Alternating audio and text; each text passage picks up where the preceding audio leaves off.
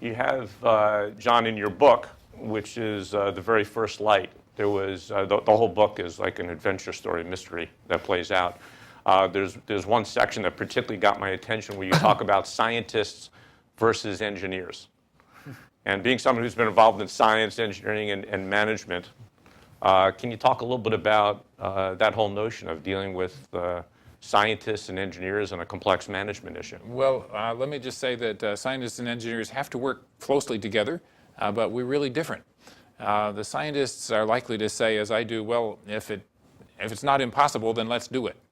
And the engineer has to say, well, I heard you, but I don't know how to do that. How are we going to do this? So quite a lot of my work with the engineering teams was to say, well, okay, this is what we need to do. Nobody knows how to do this. Are you sure, John, that you really have to do it that way? How about if we try something else? So it's a very creative interaction that we had to have throughout the project, because we were pushing the state of the art far beyond what anyone had ever tried to do before. This was the first project for Goddard that would involve serious cryogenics in space. We had our instruments to be cooled down to liquid helium temperature, only 1.5 degrees above absolute zero. It's not something any of us were familiar with. The scientists on the team had done some of it, but we have to admit that we're not capable of understanding what it takes to make that whole thing work in outer space. So there's a natural tension and a natural cooperation that has to occur.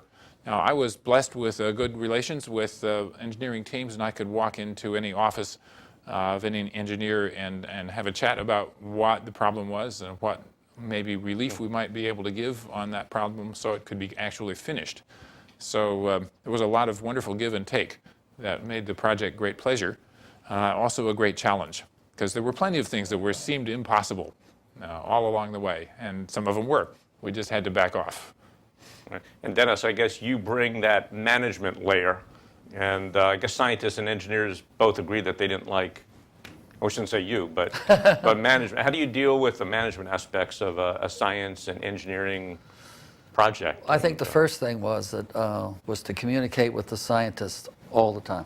In fact, I can tell you that John and I would have lunch once a week in my office with the door shut, just talking about this program and different aspects of the technical issues.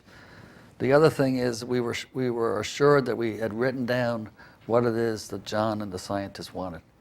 So once we knew what the requirements were, instead of just this vague, it was a lot clearer to the engineering team what we had to do.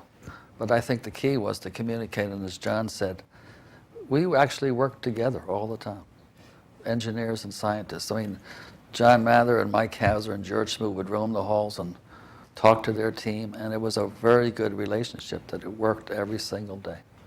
Now, the only thing was, if one of them decided they wanted to change something, my initial answer was no.